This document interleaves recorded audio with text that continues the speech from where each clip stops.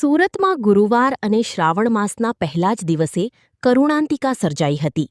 વાત છે સુરતના ઉધના વિસ્તારની. ઉધનામાં આવેલ રામજીનગર પાસે ઝાડ પરથી પ્રેમી યુગલના મૃતદેહ મળી આવ્યા હતા. શર્મિલા મહિડા અને જીનભાઈ સંગાડા નામના બંને યુવક યુવતી એક જ ગામના વતની હતા. બંને દાહોદથી સુરત આવ્યા હતા અને ઝૂંપડપટ્ટીમાં રહી મજૂરી કામ કરતા હતા. વહેલી સવારે સ્થાનિક લોકોએ ઝાડ પર બંનેને લટકતા જોયા હતા અને તાત્કાલિક પોલીસને જાણ કરી હતી. ઘટનાની જાણ થતાં પોલીસ સ્થળ પર પહોંચી હતી અને બંનેના મૃતદેહને નીચે ઉતારી પોસ્ટમોર્ટમ માટે મોકલી આપ્યા હતા.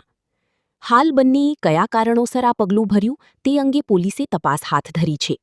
આજરોજ ઉધના પોલીસ સ્ટેશન વિસ્તારમાં સમિતિ ઇંગ્લિશ મીડિયમ સ્કૂલ છે, ત્યાં રામજીનગર પ્લોટ નંબર 19 અને 20ની સામે સવારના 8 વાગ્યા પહેલા એક જીણભાઈ સંગાડા કરીને એક વ્યક્તિ હતા તે અને તેમની સાથે એક મહિલા જેમની ઉંમર 18 વર્ષથી ઓછી છે, તે બંને એક બીલીપત્રનું ઝાડ હતું ત્યાં દુપટ્ટા વડે લટકાયેલી હાલતમાં મળેલ.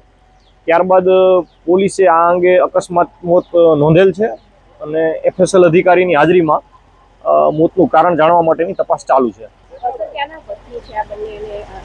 આ અંગે અત્યારે તપાસ ચાલુ છે. સગા સંબંધીઓની પૂછપરછ કરવામાં આવી રહી છે.